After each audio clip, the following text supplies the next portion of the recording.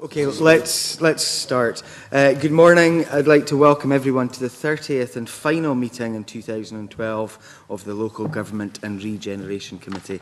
As usual, can I ask everyone to ensure they have switched off mobile phones and other electronic equipment, please? Agenda item 1 is business in private, and that's to consider whether to take agenda item 5 on approach to our forthcoming Regeneration-Inquiry in private. Are we all agreed? Thank you. Agenda item 2 is sub-ledge. It's to consider a negative instrument entitled the Energy Performance of Buildings Scotland Amendment Number 3 Regulations SSI/2012/315.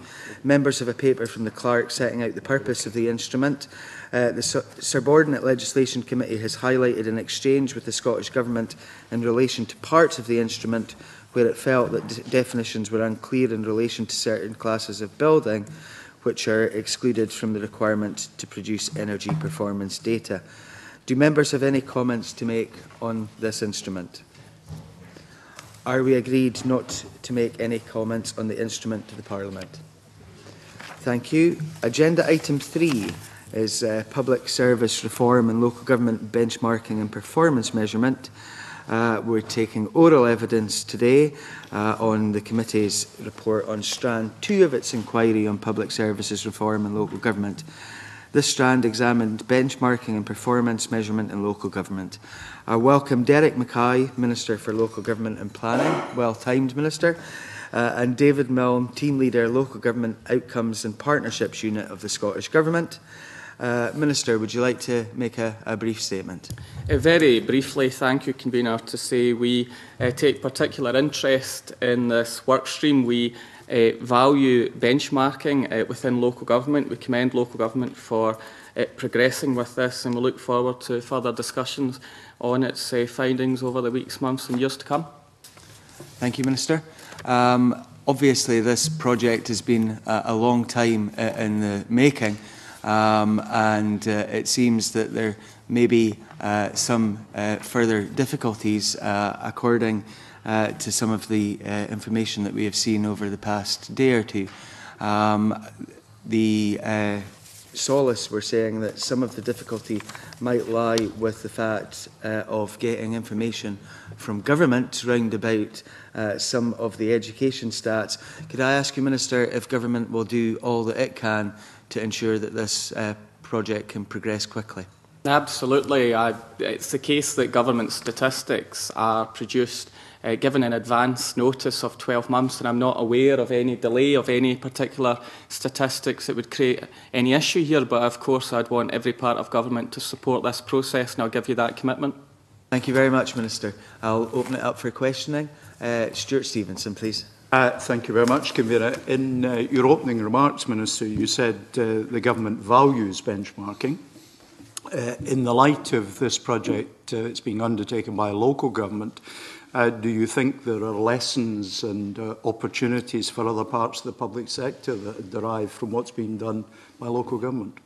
I suppose there are, generally speaking, the assessment and comparison of data to understand what's going on in service delivery and improvement is certainly worth doing, and taking a more proportionate approach to what indicators we choose to use is also significant, because we'd actually assess and monitor areas that add value to our understanding as opposed to simply ticking a box. So certainly this kind of benchmarking and using the family composition model, where local authorities will compare with similar local authorities, is also a useful approach rather than simply a league table of 32 local authorities. So I think the methodology used and the value which we attach to it, I think, is worth replication.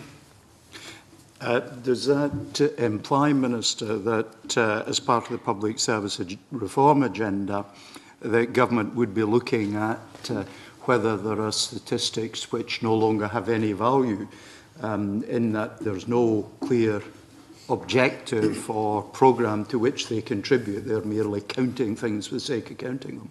Oh, I suppose some people would argue that sometimes the public sector does things the same way because we've always done it that way.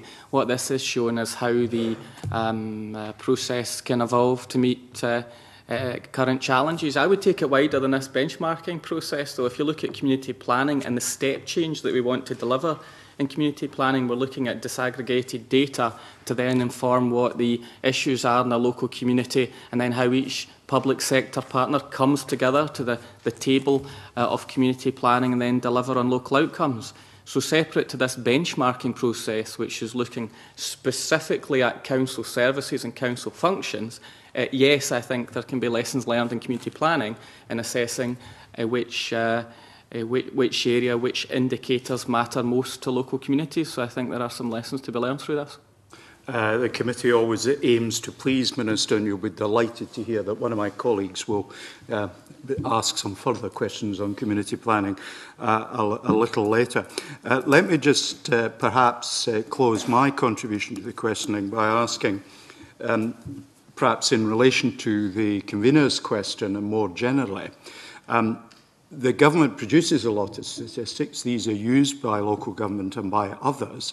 But is there a clear link between the needs for the statistical information, in the example given perhaps in education, and the statistics that governments actually produce? Is there underlap that means that while government's producing lots of stats for government's purposes, that may not adequately meet the needs of other parts of the public service, and in particular local government?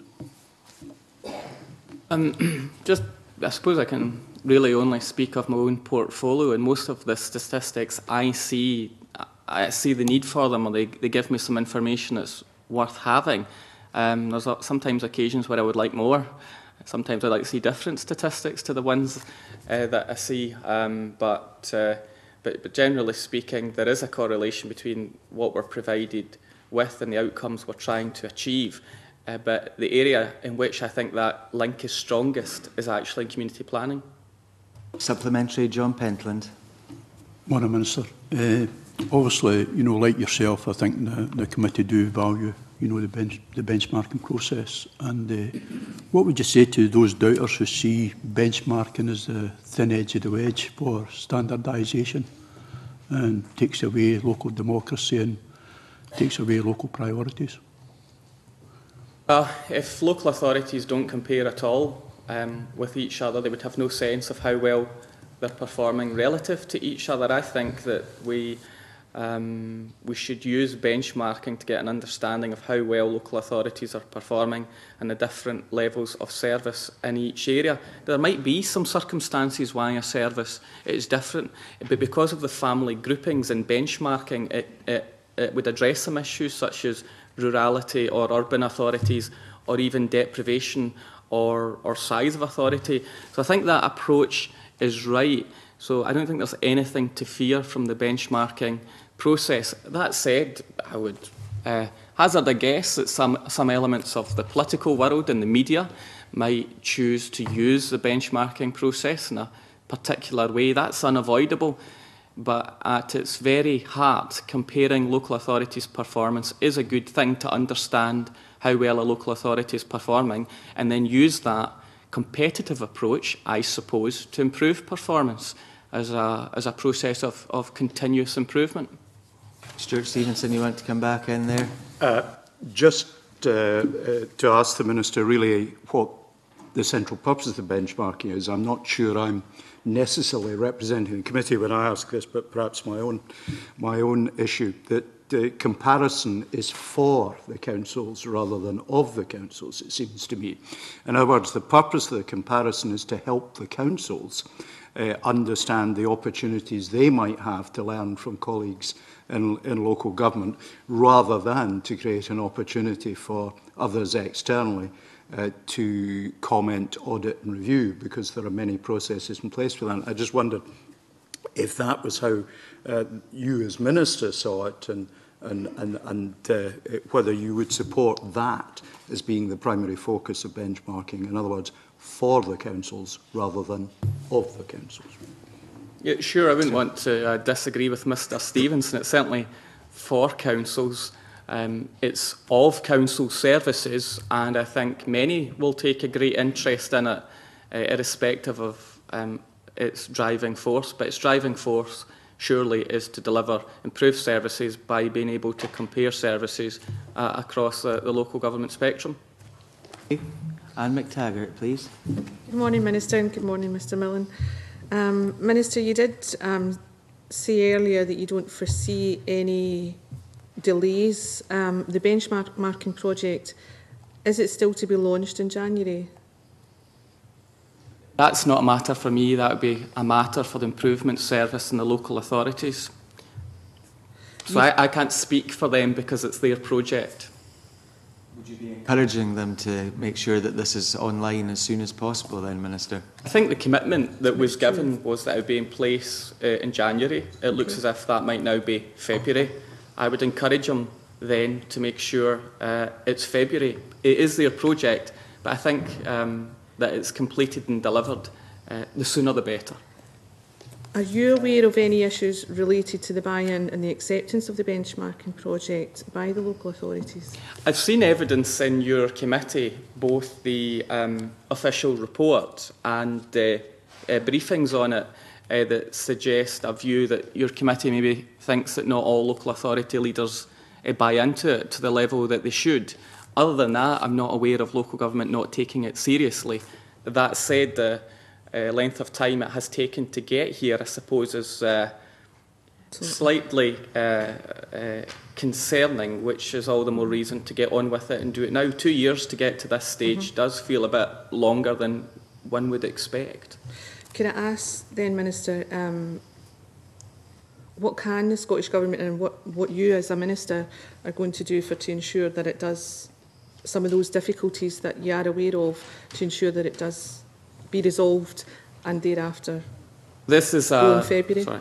This is a local government-led project, and I'm not aware of any issues from the Scottish Government's perspective where we haven't given support, advice or information, so that I don't think we've put any barriers in the way, and I would simply want to encourage local government to now see it through to its conclusion. So I'm happy for my officials to do anything we can to encourage that process, but I'm not aware of us presenting any barriers to progress. Okay, thank you, Minister. John Wilson, please. Thank you, Convener. Before I go on to my main questions, and welcome, Minister, to the evidence session this morning, could you clarify, you made a comment about this is an improvement service and local government project. Could you clarify exactly what the role of the improvement service is in this process? Because my understanding is the improvement service was there to assist Solus and COSLA in developing the benchmarking rather than actually leading the benchmarking project. Yeah. I mean, my understanding is that the improvement service are doing the official work in terms of pulling the data together and then presenting the report as informed by Solus and agreed by COSLA.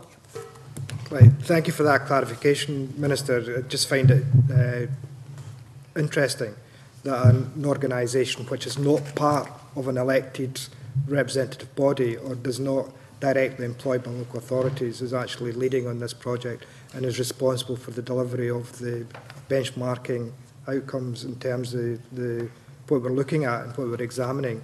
And I would like to think in future that COSLA and Solus would take full responsibility rather than leaving it to effectively an external body to actually be leading on that. But that is an issue for another day, Minister.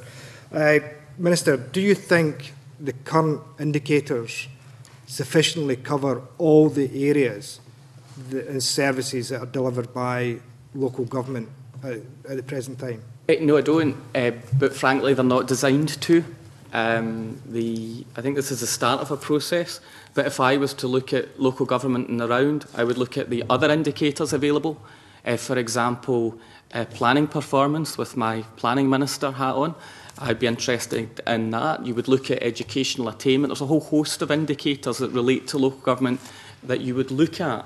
So the benchmarking process is a comparison of of those indicators with other local authorities. But to answer your question, that's not the end of the story. There are many other indicators that you would look at to judge what's happening on the ground and how you could judge the performance of local authorities. But that's the indicators that local authorities have determined are appropriate for that purpose. And I should bring to your attention, if you are not already aware of it, the Accounts Commission direction as of yesterday. I don't know if that's been brought to your attention around the indicators and the SPIs, because there would be no harm in you repeating it, Minister. But it's simply to flag up, because I think it's very pertinent to your discussions that the Accounts Commission have given a direction that they'll consider these benchmarking indicators rather than the SPIs that they had previously used, and use that the basis for ongoing scrutiny of local government. That said, the Accounts Commission and then Audit Scotland wouldn't just look at these figures in isolation, but in the round, so when they assess best value, they would challenge a local authority on whether the indicators they're using are appropriate and what other information would you bring to the process of scrutiny. Convener, I thank the Minister for his response and his candid response, particularly in relation to other indicators he may like to see being included in the future. And the comments about the Accounts Commission, which we were made aware of this morning, are there any other statutory agencies that the Minister is aware of who currently demands submissions from local authorities in relation to the performance, and whether or not those statutory agencies are now going to take the same view as the Accounts Commission and be satisfied with the benchmarking regime and the data from the benchmarking process? I think I would just want to double-check Mr Wilson's interpretation of what I said earlier. First of all, just in terms of the Improvement Service, for clarity, it is of local government, it is of COSLA and the Improvement Service. They don't make the decisions on what items are scrutinised, they do the technical support. But in terms of other agencies using the benchmarking process to understand the performance of a local authority, that will only tell you the story of those issues and those indicators. It doesn't tell you the whole story of local government. So other agencies, other parts of the public sector world might use other indicators to understand performance that interests them. In the same way that I was giving you the example of looking at planning, this report doesn't tell me terribly much about economic development or planning, so I would use the other reporting mechanisms within local government to understand what was going on there. So I suppose it's horses for courses in terms of that particular approach. But for this exercise of comparing service provision with the driving force and the outcome of continuous improvement, then they're relevant to local government. I'm not saying because there are other indicators out there that are very meaningful, they have to be in this process. But what I'm saying is I would like to see those other indicators, those other areas continue so that we can rely upon them to understand what's going on in those areas too. And I understand if there's more questions to come back on community planning, can pick that up again there. Convener, on the indicators that other agencies may require from local authorities in terms of the reporting structures that currently exist. Now, my understanding and one of the desires from Solus and COSLA is to try and streamline the reporting through the benchmarking process. If what you're saying today is that there may be other statutory agencies that will continue to look for other information which is not contained within the benchmarking indicators, then what comfort do we give to local authorities that we are moving towards a streamlining of the information that's got to be gathered and reported upon by local authorities? Because we're not compelling local authorities to provide a whole host of data that they think is irrelevant. This is a council-led, a local authority-led project, but there's still statistical information that we would seek from local government. But the general approach since 2007 as a consequence of the Concordat and the Career Review is to be more proportionate of our scrutiny and audit of local government, and this fits within that agenda. I'm going to move on to the issue about the benchmarking, and one of the fears is that it will be used as a league table to compare local authority against local authority in terms of delivery of services or how they deliver services. What's been proposed in terms of the benchmarking process is that we will actually set up families and try and group local authorities together under the family structure so we can actually try and compare like-for-like authorities. Is the Minister happy with that type of approach in relation to measuring how local authorities are performing against the benchmarking indicators? I think that's an appropriate approach to benchmarking, yes. Thank you very much indeed, Minister. Okay. Margaret Mitchell, please. Morning, Minister and Mr Mill. Just on that point particularly, it seems that families would be a good analytical tool, and therefore is there any concern that as I understand it, the analysis would be based on the 2010-11 but also the 2011 and 12 data, in which case if we're looking at the financial year that would be sometime after March, and I wonder if that would contribute to maybe a slippage in the timetable, which I think the committee is generally concerned about. Possibly you might have more information than me on how the delay has come about in terms of the statistics. I suppose the question I was asked, has government contributed to that when our release of data is published 12 months in advance? And because of some of the data sets when it's released, I suppose there'll always be that issue of a slight time delay and then a collection and an analysis of that data. That's unavoidable, I suppose, when you come to an exercise of this scale. Okay, thank you for that. I think one of the things that we should say to you, Minister, is in terms of what Solace have said about the indicators, and they say a couple of which they're reliant on the Scottish Government data. The example that they give is the per pupil spend indicator in education services. So that's maybe something you can back to colleagues and say, can we do something about this? I don't know when those are likely to be available, but that's one of the ones that they've said is causing them some grief. I'm very happy to look into any specific circumstances, yes. Thank you. John Pentland. Does the Minister have any concerns about the, the opportunity cost, associated with benchmarking? Do you believe that, by trying to aspire to somebody else who's within your family, that you may have to, take money from other areas where other services may fail? To answer Mr Pentland's question, I suppose I'd say that each local authority, if they use benchmarking properly, will then consider where they are, what kind of service they're providing and what the costs are, what the outcomes are. These indicators are a mixture of input measures and outcomes, so it's a mixture in the benchmarking process. And if it drives leaders and officials to think about the services they are delivering, then it may well lead to change. You would like to see it lead to change as each authority strives to improve performance, so it may well lead to that kind of scenario. John Molson mentioned league tables, and obviously that sort of takes me on to my next question with regards to the political and media challenges. Does the Scottish Government have any plans to reduce the number and content returns it asks local government following implementation? Sorry, that's the wrong question. Can I maybe reverse? Rewind. From the government's point of view, what are the political and media challenges involved in the launch and publication of a benchmarking project?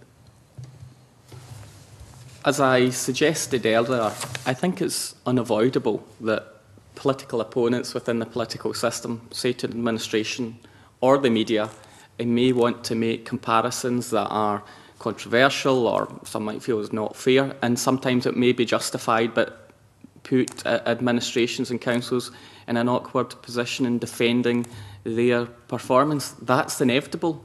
That's inevitable. We have a process of scrutiny and transparency. That's not a bad thing, especially if that, I suppose, added pressure, public awareness of comparisons with authorities then drives improvement and change. But of course, Scottish Government would want it to be fair and proportionate and appropriate. But public awareness of benchmarking and performance is in itself not a bad thing. Maybe we all need to be mature about the data we see and then how we report it as politicians, government, partners and media.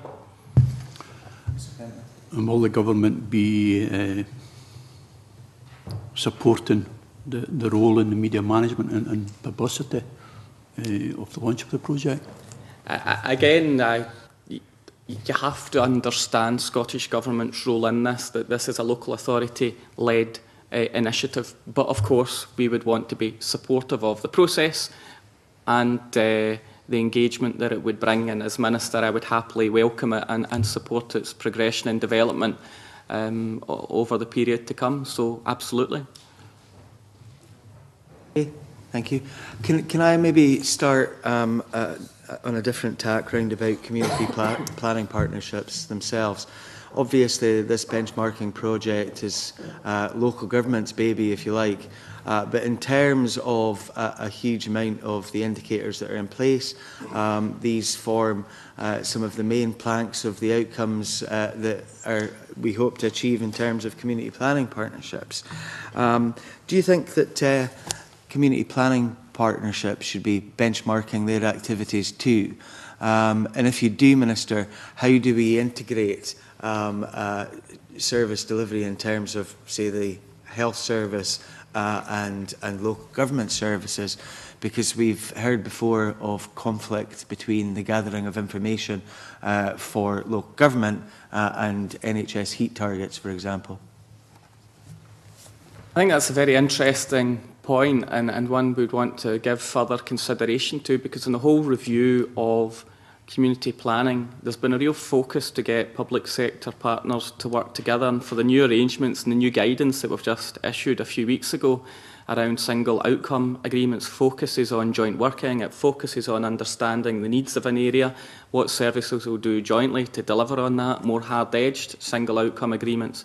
And crucially, a new element is prevention and integration plans with the focus on prevention to get an understanding of what each part of the public sector in an area is doing on that very important agenda of prevention. So it's asking for more information around that, I suppose, than before, but without being exhaustive in the way that previous bureaucratic regimes were.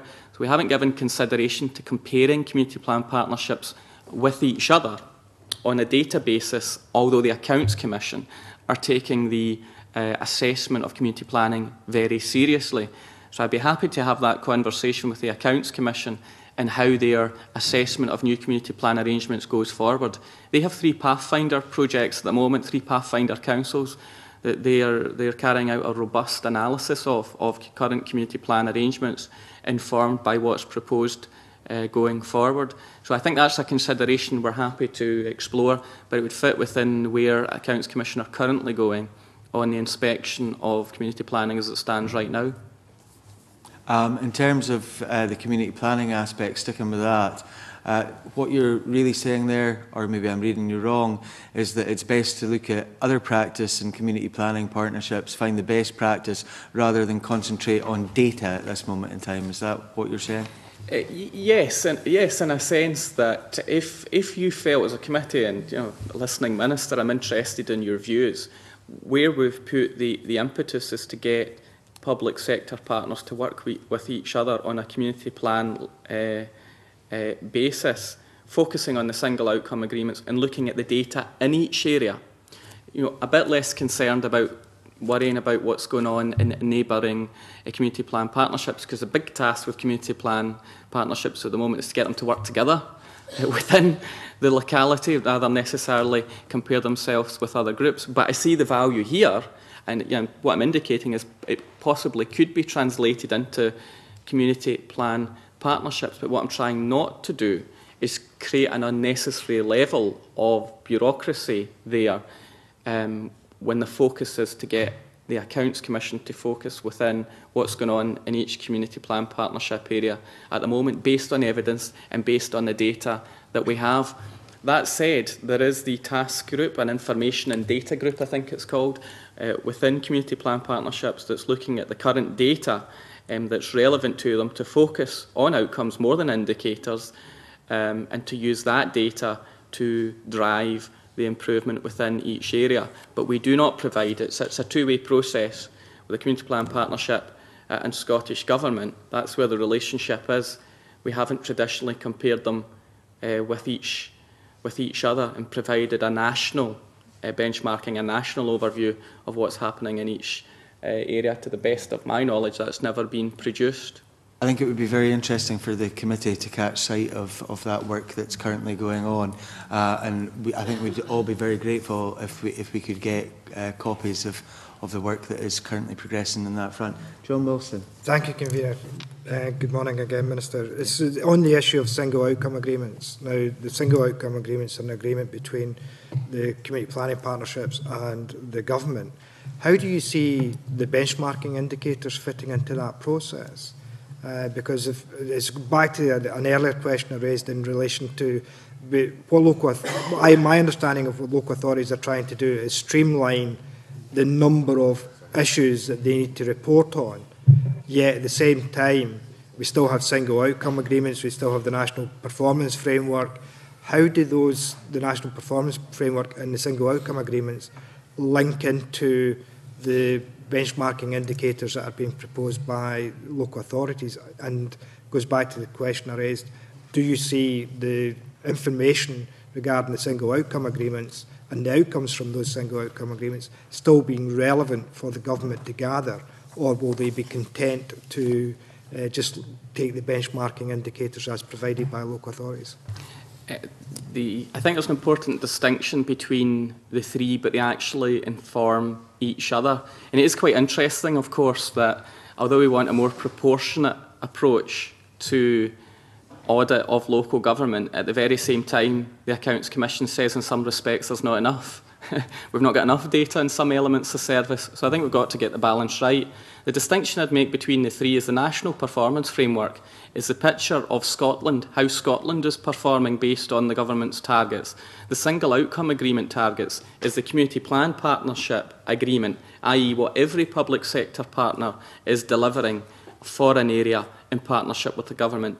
And then the benchmarking indicators is what local governments, specifically the services that they run, how they are performing. So I think there's a clear function for all three, and they're all complementary, and I don't think they're particularly burdensome on the organisations who are collecting the data and then reporting on them. I think they all serve a very important purpose. Thank you. Stuart McMillan. Thank you, Convener. Good morning, Minister and Mr Mill. Just kind of one question. That was in the evidence that we received. Councillor Michael Cook gave some kind of verbal evidence, and it's from paragraph 53 of our report on page 11 of the document. And when he finishes off his comments, he states that sometimes we hear complaints about the postcode lottery. Sometimes the postcode lottery is local democracy in action. Excuse me, and certainly for myself, being kind of one of the newer members of this committee and not someone from a local government background, but who's been involved in politics for some years, I firmly believe in actually trying to have a kind of joined up approach, and I believe that this the benchmarking will actually allow much of that to happen, and there will actually be a better outcome for basically for those who are receiving the public services that we all value and require. But at the same time, when that comment was made in the committee, it kind of took me aback a little bit, because it was as if there was maybe a potential wall being built between local government and the rest of the public sector and the government. And I'm just keen to hear your views on that, please. Can I thank the member for the question? I've never really been asked to interpret for Councillor Cook before. I know him, and he's a robust character and can speak very adequately for himself. If you want to recall him and probe his evidence further, I'd maybe come as a witness in that, a spectator in that session as well. But in all seriousness, there's some truth in what he is saying, depending on your interpretation. There are some issues that are truly local, and it will be about local authorities making choices around service provision or what policies they choose to adopt, deploy. There are other areas where it should be national provision and a national standard. And some people confuse postcode lottery, yes, with local choice, that a local authority has decided to, for example, charge for a service that another council has not. And we as a government are relaxed that sometimes there'll be national provision and on other occasions, appropriately, there's local discretion. That said, the difference is there's no excuse for poor performance. So we should never say that poor performance in a service area is acceptable anywhere. So I think for me, that's the difference. Policies can be deployed as appropriate, but good, robust services, good performance should be expected across the country, and I hope that helps you with my understanding of what benchmarking can achieve. And that's very helpful, thank you. Okay. Any other questions for the Minister? Thank you very much, Minister, for that. Can we maybe have a suspension while we change witnesses, please?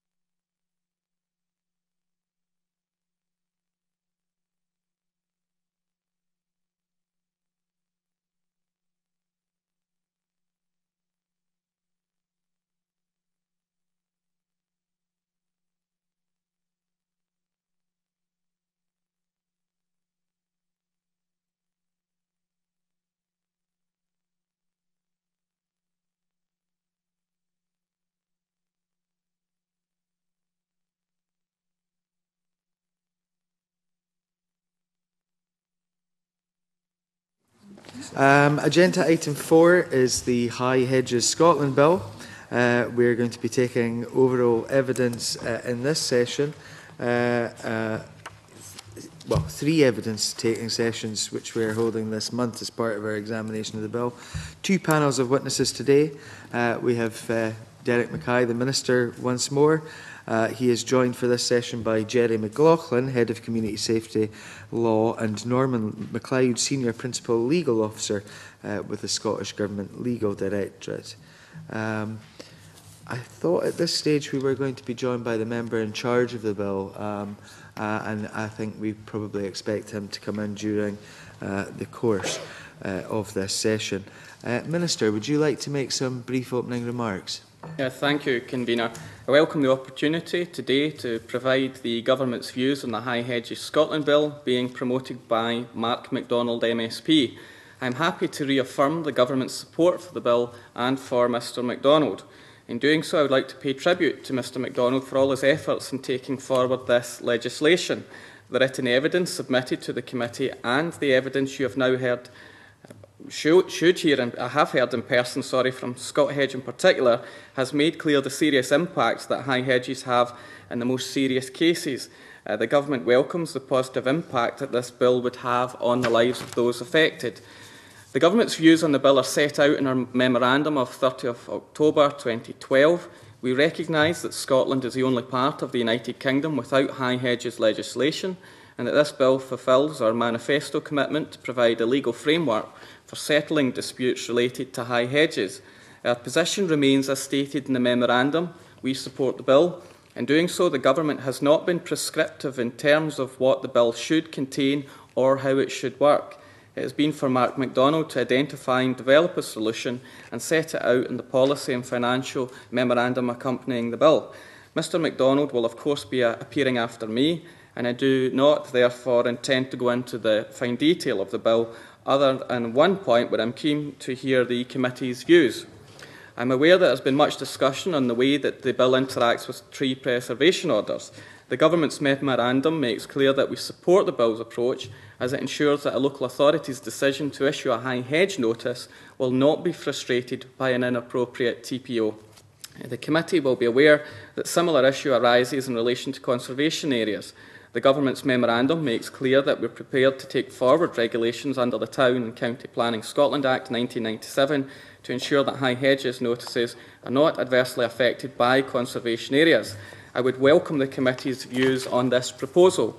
In closing, I note that there have been a number of issues raised by stakeholders, including the bill's definition of a high hedge, the fees provided in the bill, and how the bill interacts with TPOs.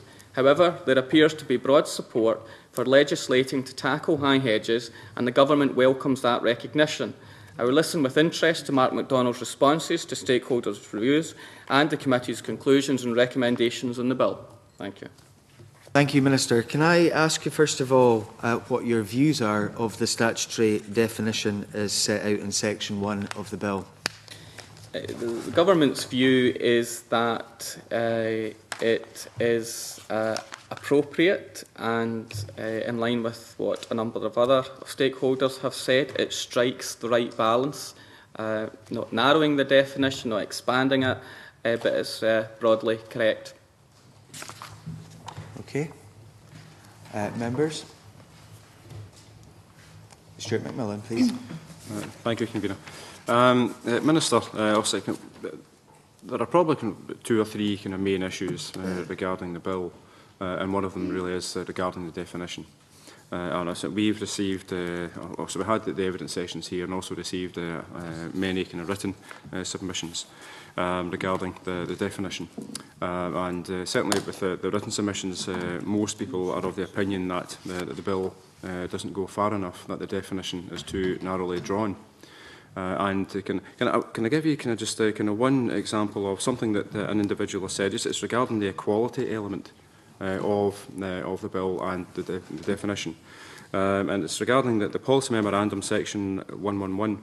It states that the bill does not unlawfully discriminate in any way with respect to any of the protected characteristics.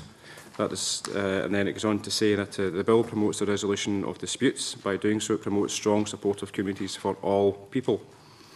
But if the bill, as it currently stands, continues, then by leaving out the deciduous trees and nuisance vegetation, does the bill not support strong supportive communities? The bill doesn't really support the issue for all people, if it's actually going to leave out potentially many people from actually having some type of dispute resolution. So with that being the case, do you think that the bill is too narrowly drawn? Not based on the proposition that Mr McMillan has given, in that equality legislation is there to protect individuals and groups. You're looking for equality based on, I suppose, the definition around vegetation, but I think there's a good reason to arrive at this conclusion, and that's to introduce legislation that would put us on a par with other parts of the United Kingdom benefiting from their experience.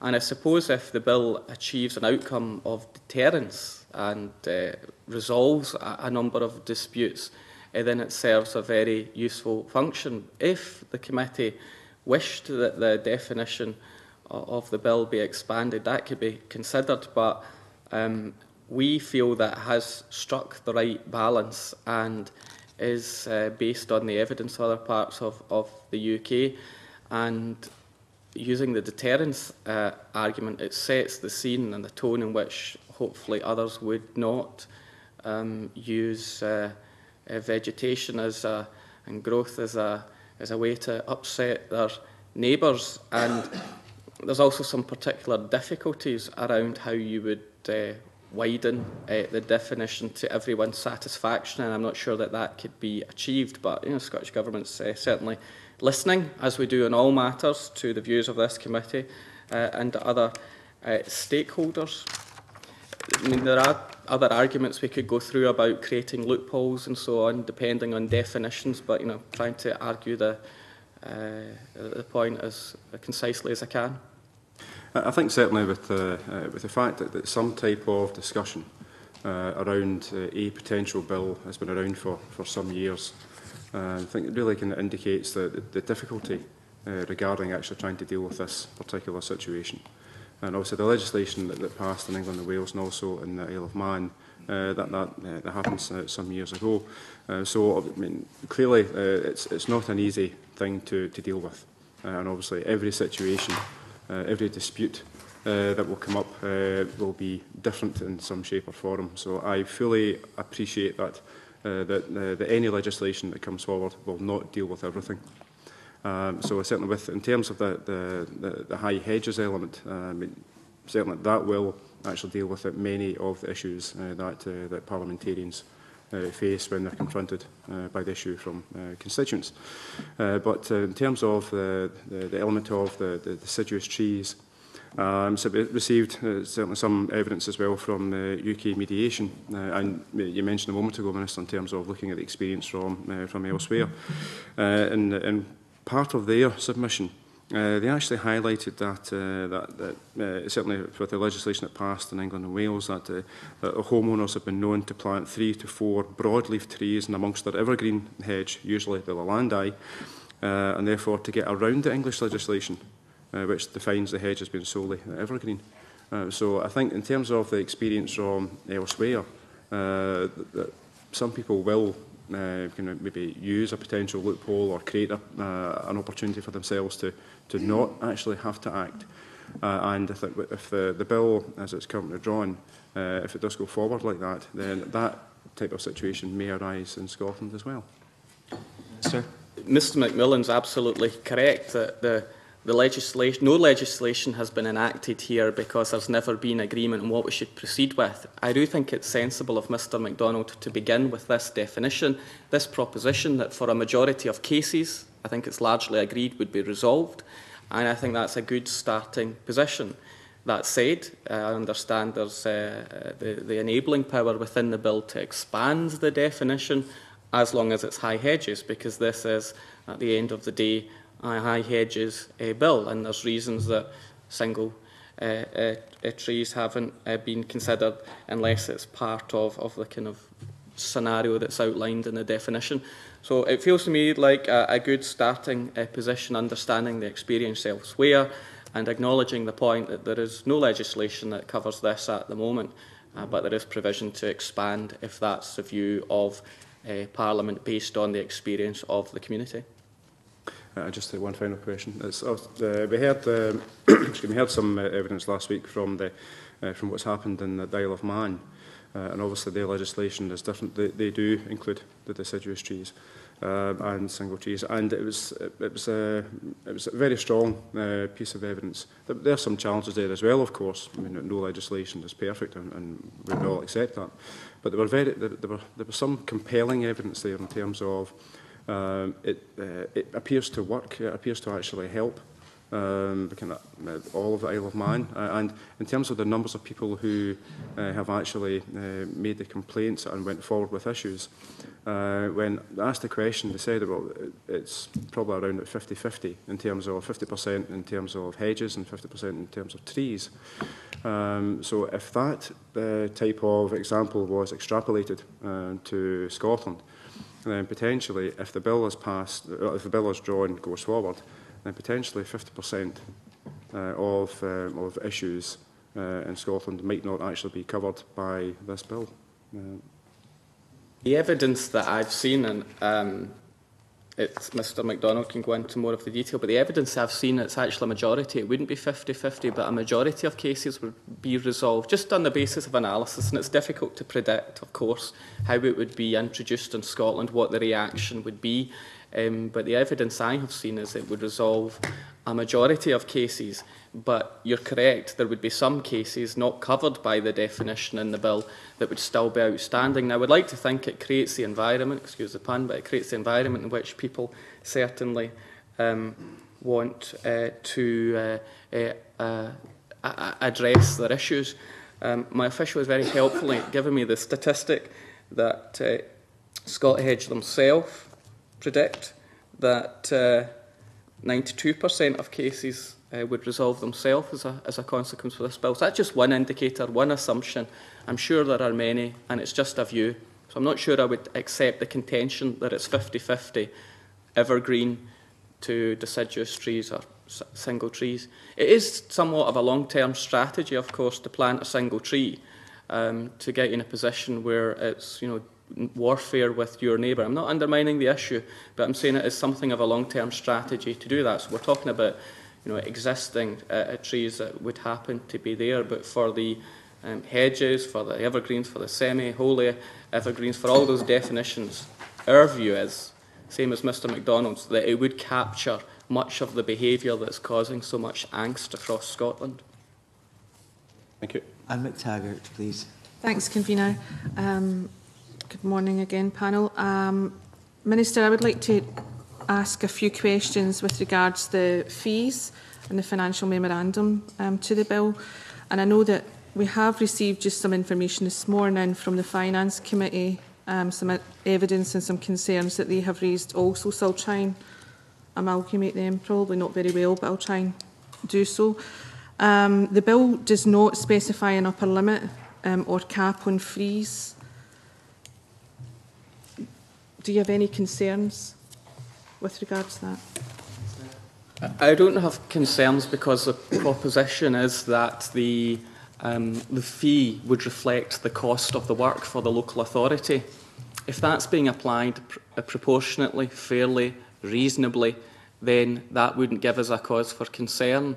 And I've no reason to believe that local authorities, if they had this power, if people applied, they would then try and make a profit from this, multi-billion-pound organisation within local government, massive spend. So for that reason, I'm fairly content that we don't require a cap, because a cap would be an arbitrary figure that we would set based on data that local authorities would provide. So Scottish Government's fairly content that as long as that approach is followed, that local authorities recover the costs by using the fee in terms of the applicant and in terms of the perpetrator, and so-called if enforcement works were taken, they recover the costs there. So it would be fair and proportionate to the cost of the service, and that's why we're quite content that we don't need to set a national cap on that. Do you think thereafter, Minister, that may well concern some people to apply, that not knowing what the cap, what the fee ultimately is going to be at the end of the day? Well, of course, to answer Anne McTaggart's question, they would know an application. We don't know what the fee is right now because local authorities haven't determined, because they don't have absolute clarity right now as it stands on what the law, what the guidance would look like. But once they know that, once they know what system they would deploy, they would have a figure. They would then set the fee, the charge, and before anyone applied to use this power, they would have an understanding what the fee was. You could then say, but that would still be too expensive, and that's why I understand within the proposals in the bill that local authorities would have some discretion if they wanted to waive the fee in particular circumstances or set at a level appropriate to them. So you might find that a local authority, following on from the discussion we had earlier, sees this as an area as they would want to invest resource and might not go for full cost recovery. They might not apply the full charge, but they would be enabled to do so if they wanted to, as not to have to subsidise this service at the expense of other public services. So again, I think the balance is correct, giving the flexibility to local discretion. Thanks, Minister. Just answered my other questions. Yes, thank you. Okay, John Pentland and then John Wilson on this. Minister, so far your knowledge has been really very much appreciated, and I do believe that if the Beechgrove Garden ever comes back, you will be a prime candidate for fronting that show. But my question is in relation to if this bill is passed and much of the work that will be associated with that will be done retrospectively, where there might be obviously some people just waiting to see where we go next. But for the future, do you believe that under any new development, where there are existing trees there, will these trees be exempt? And do you believe that maybe perhaps at part of any plan and development being agreed, the condition will have to be inserted that you know no house should be able to plant anything beyond 6 feet? Minister? Or is that Renfrew's answer to Jim McCall?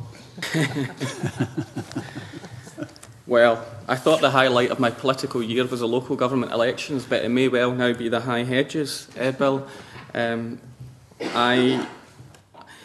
think there's different procedures and processes in play. So the TPOs, how they apply, would have a look at that legislation and that guidance. But we think it can be complementary within this, because effectively the proposed bill outlines how you would tackle that particular issue if there was a tree that was subject to a TPO or an application as well. In terms of planning, which is I think what you're driving at there, the planning system, each planning application would continue to be developed on its merits, and if there is an issue of trees and hedges in the environment, then that's already a consideration in terms of the environment in any planning application. So to take it a level further and produce good practice guidance on being a good neighbour, on hedge growing and so on, maybe that could be considered by local authorities. So we don't have a new plan for national guidance, but clearly as people want to understand and interpret the bill, they could do that, and we would want to produce guidance from the bill. But the planning system would still continue as it does right now, that each planning application would be considered on its merits. But again, looking at this issue, it's not necessarily just that you're growing a hedge.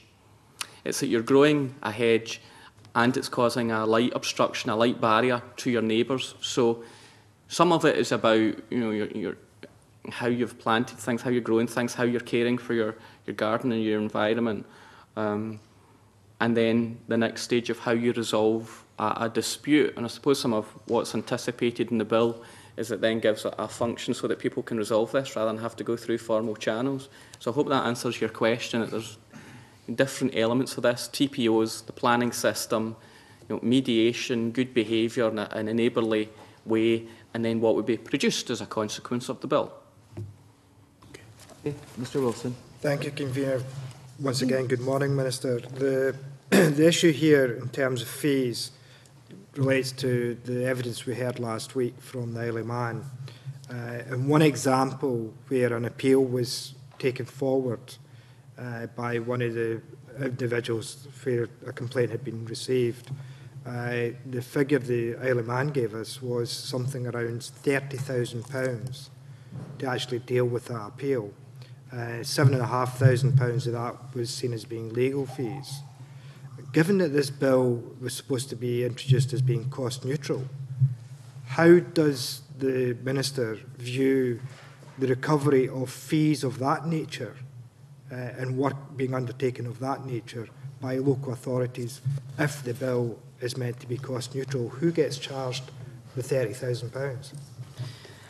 I would want to understand, I suppose, Mr Wilson, how that figure was arrived at, and whether that was the same definitions we're deploying in this bill. Mr Macmillan has outlined how it was working fairly well in Isle of Man. I would argue that a £30,000 cost for an individual resolution doesn't feel particularly proportionate. So I would want to probe those figures a bit further. So that level of cost does seem particularly high, and we would want to avoid that. But you would want that level of cost going to any individual or indeed the local authority, frankly. So we should be able to design a system that is as low cost as possible. But just because it's difficult to do doesn't mean we shouldn't proceed, because clearly there's a need for this legislation to take action where none has existed in the past. But I think we'd want to design the legislation, the regulations, the guidance in a way that tries to keep costs down and avoid a figure like that.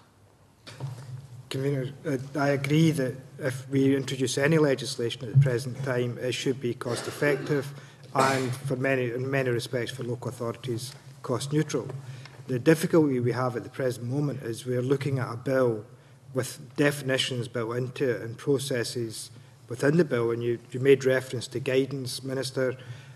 What I want to be clear about is that any bill that's introduced or any act that comes in by this Parliament has quite clear guidance to local authorities, not only for local authorities to understand the intention of the legislation, but also for the general public to understand the intention in the legislation, because one of the major factors in driving this debate forward has been Scott Hedge and the consistent campaigning work that they have done.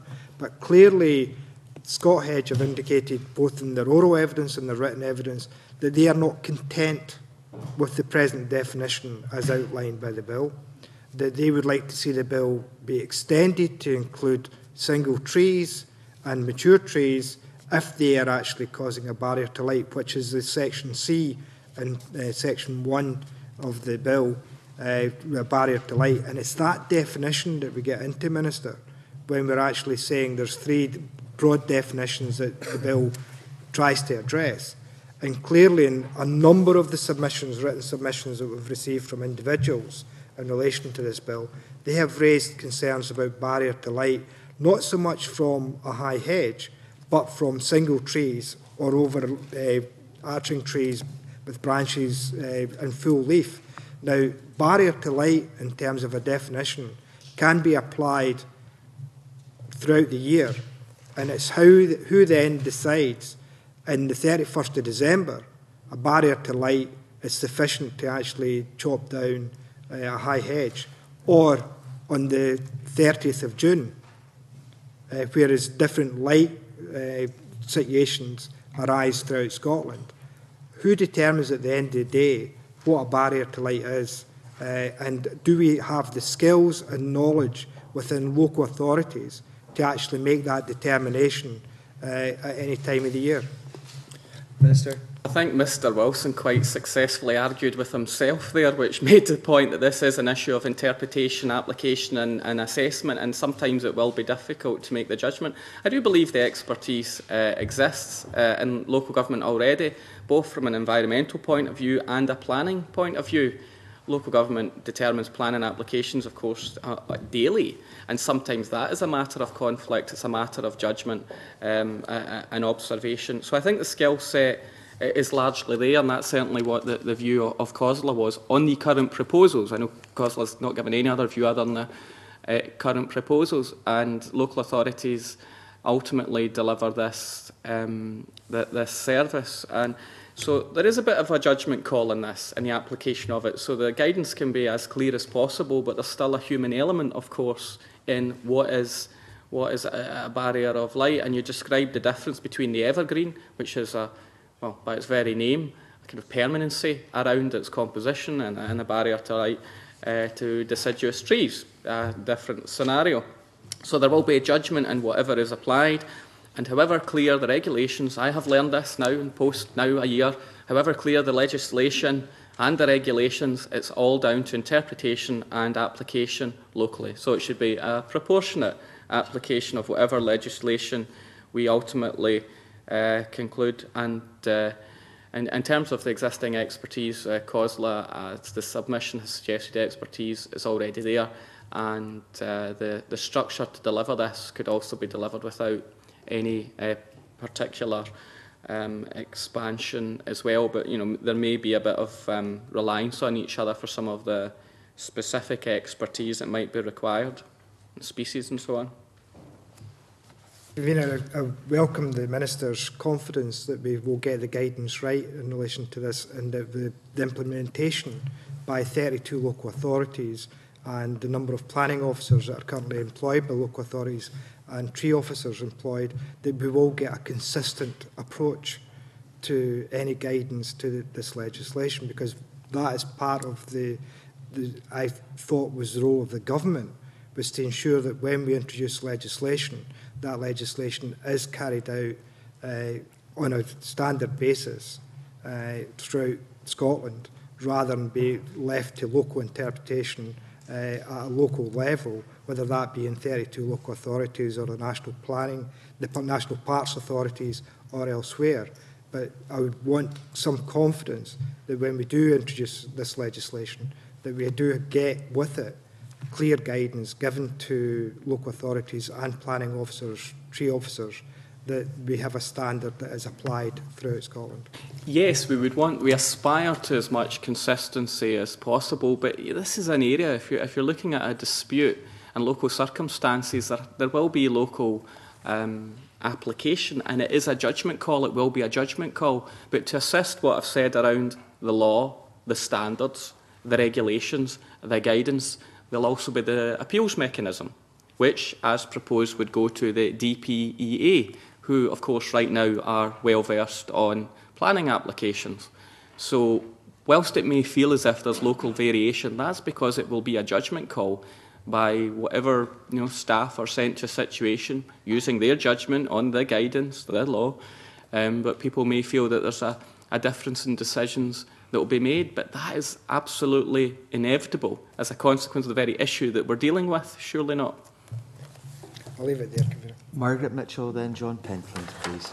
Minister, setting aside how the fee is calculated, the financial memorandum makes it plain the fee will be paid by the complainant.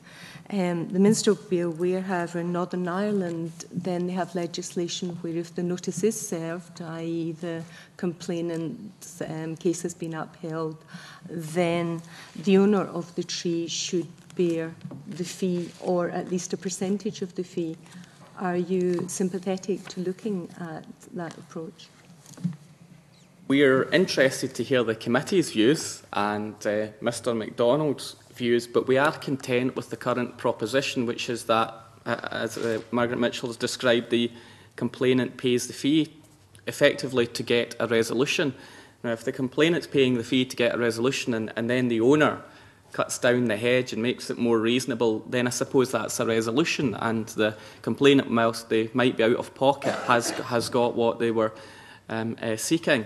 And there may be specific issues about fairness of someone then being charged for actually carrying out the wish, I suppose, in that scenario of having taken appropriate action. But, we're interested in the committee's views, but we're content with the current proposals. Again, it seems like the right balance. Of course, if the owner doesn't cut the hedge back after being instructed to do so, and the local authority has to intervene, I dare say that'll no be cheap, and the owner will have to pay the full costs of that.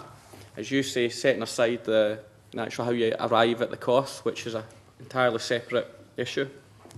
Can I put it to you, it may be a very powerful deterrent, Minister, that could lead to an early resolution, saving the local authority perhaps quite a lot of money and all the participants, if this approach were to be adopted, and stop the kind of vexatious thwarting of a notice being served by the owner.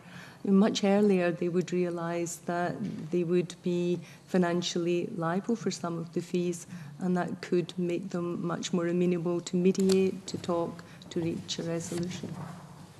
I absolutely understand the rationale. Yes, I could see how that could be a deterrent, but the other system of the complainant paying the fee also works and does also serve as a deterrent, and it seems to have encouraged an appropriate use of the system as opposed to a free-for-all of people complaining frivolously. So I understand the rationale for both, and government is content with the current proposals and interested in the committee's views. I think that's where the percentage probably strikes the right balance, in that the complainant would be paying some, as would the owner of the land if the notice is upheld, or even the threat of that happening. Okay, I'm happy to take these comments on board and hear Mr MacDonald's views on the technical issues. We're content with either approach. We understand the rationale of both. An argument can be made with both, but we get the logic that the complainant pays the fee to get a resolution, and that's what we try and achieve. Yeah.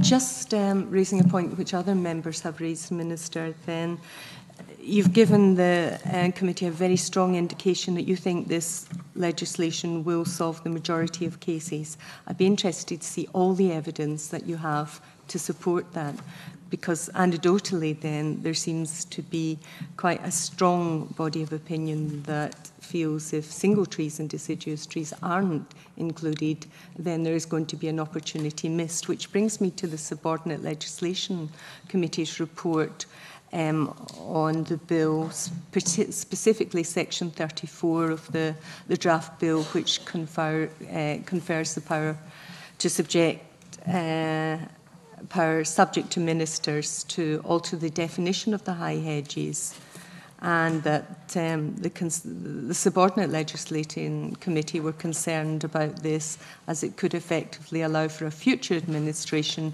to change the nature of the bill entirely, make it a different bill almost, simply by means of subordinate legislation. Do you have a view about that? On your first point, I would say the only evidence I have is the same evidence that you have, which has been quite comprehensive in reaching this point, the consultation of, I believe, 2009, and then the current gathering of evidence, which, on my reading, suggests that a majority of cases would be resolved and there would be a great deal of deterrence. Of course, we won't know the effect of the bill. We can predict all we like, but we won't know the effect of the bill until it's introduced.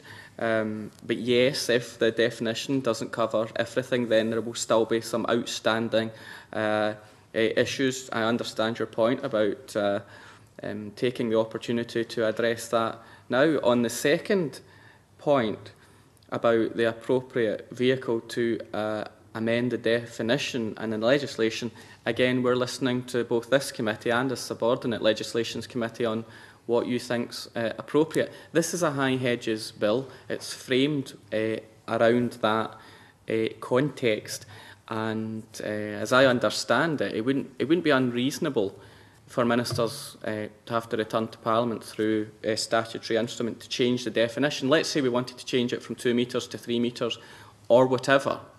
That feels like a proportionate way forward to amend the definition.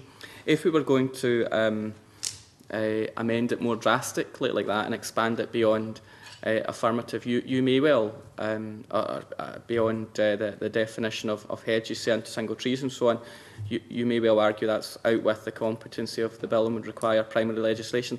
And that's a matter for the committee to give a view, and we're quite open-minded on what route you would like ministers to have to take, especially bearing in mind what we're saying right now is we believe that the bill is a very good start in tackling the issues, and if we had to return to it, what's the best device to amend the definition, and what all members of Parliament are content with to allow us to do that, is certainly up for debate, but we have no strong views on which vehicle should be used. I suppose the concern was subordinate legislation completely changing the nature of the bill in a foul sweep would not be something to be encouraged.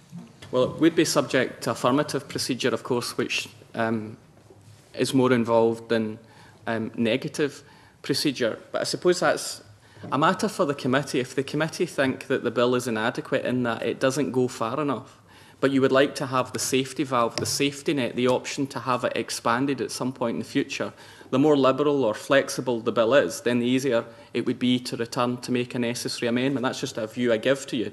If the bill was to continue as it is right now in terms of the definition, but there was a view we might want to expand it in the future, it's clearly easier to do that, it's more timely to do that if it was by statutory instrument as opposed to primary legislation, and that's a matter for the committee to consider. But equally you might say, well, we would rather that have to go through primary legislation and would not like that flexibility through statutory instrument. But if it was statutory instrument, it would be affirmative, not negative procedure, is my understanding. Mm-hmm. Can I simply ask you, Minister, why we shouldn't have a catch-all bill just now that includes single and deciduous trees? I think some of the evidence is that that would be wider, potentially more expensive to administer, and the current definition seems to capture a majority of issues. But we're open-minded on whether it should include deciduous trees or indeed single trees, but we have the sense that this would capture the majority of issues. If it was not to be the current definition, then I suppose that the view of COSLA and others would have to be sought, because that presents a different scenario and might have an implication around cost. Just on the cost, if 92% are covered just now, we're talking about 8% not covered. Surely the costs must be quite relatively small proportionately to the vast majority of trees that are being covered.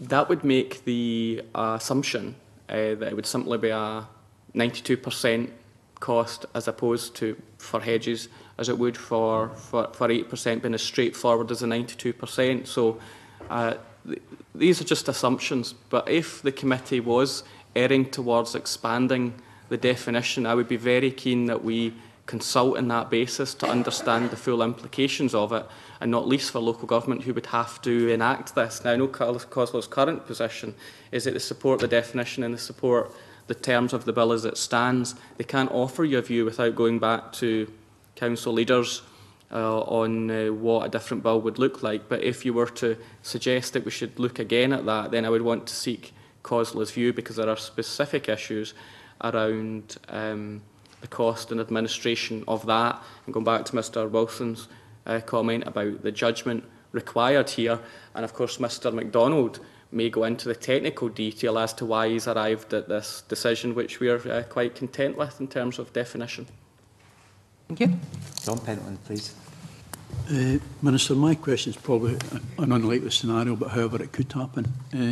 If a private individual has a dispute with a local authority on a high hedge, can the local authority issue a notice against itself? My understanding is this legislation is framed around domestic dwellings. I think the issue would be if the individual is in council property. Sorry, do you mean council property or as a tenant? Council property, anybody. I mean, for example, if a local authority is not maintaining its its environment, high hedges, and if we go back to some of the bill where the light is not getting through to the Minister, if you want to bring your officials in, please feel free to do so. Just worried they're giving me contradictory advice. I'm afraid we can't help you there, Minister. Minister, why don't you hedge your bet? Oh, no. I think the simple answer to that is that if the hedge is on local authority land, then a notice can be brought against the local authority, and vice versa. There's no restrictions about local authority use, and there's an appeal to ministers in the event that you don't like the decision that you get. Okay. Yeah. Minister? I may want to contradict my official now, but I'm sure he's absolutely right in what he's saying. I think what we'd want to check is if it was a council tenant, as you describe, the council tenant has signed a tenancy agreement, probably, that says they are responsible for the maintenance of the garden. So I suppose we'd want to check that for you, that who would then be responsible, because if the tenant's taking responsibility for the garden and the hedge, and it's the hedge that's the problem, and it's not necessarily the local authority being charged, but the tenant. Fundamentally, though, it'd still have to be resolved. We're happy to look into the detail of that to make sure we're absolutely accurate and bring back a response through myself or through Mr MacDonald. Throw something else into the ring here in terms of the scenario that's been painted by both yourself and Mr Pentland, and that is where there is hedging in flatted properties where nobody is actually sure who is responsible for the hedge, and it may fall to the council's housing revenue account rather than anyone else. But I think these are the kind of issues that have exercised the committee to a degree, because I think the guidance is going to have to be particularly specific round about certain of these things, which may seem like foibles to some, but are likely to occur. Does any other member of the committee want to come in at this moment? Mr Wilson. Convener, just for clarification, in terms of the bill, it does make reference to appeals to government ministers, and the Minister quite rightly said the Department of Planning and Environmental Appeals would be the body that would deal with those appeals. those appeals would also be subject, just for clarification, to an individual taking the decision or taking an appeal to the Court of Session, or would it be the Sheriff Court, the High Court, the Court of Session? I'd imagine the only place you do that is through judicial appeal. Yes, Yeah, review. judicial Court of review. So that route would still be open Yes. to someone if they felt they were so aggrieved they could take it to that On either the, side. on the legality of the decision rather than on the merits. Yeah. Any decision, of course, a public authority makes can be subject to judicial review. Yeah.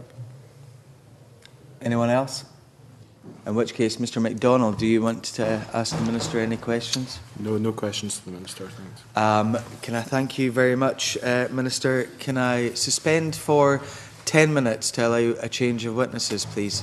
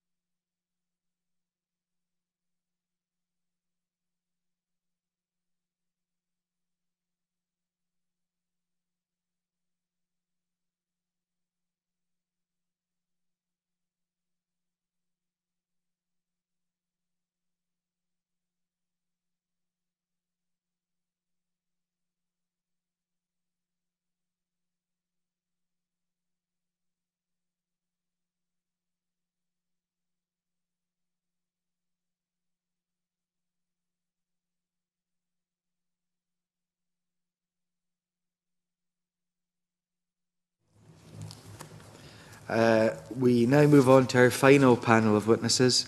I welcome Mark MacDonald, Member in charge of the bill, John Brownlee, Policy Manager, Community Safety Unit and Bill Team Member, and Emma Thompson, Principal Legal Officer, Scottish Government Legal Directorate.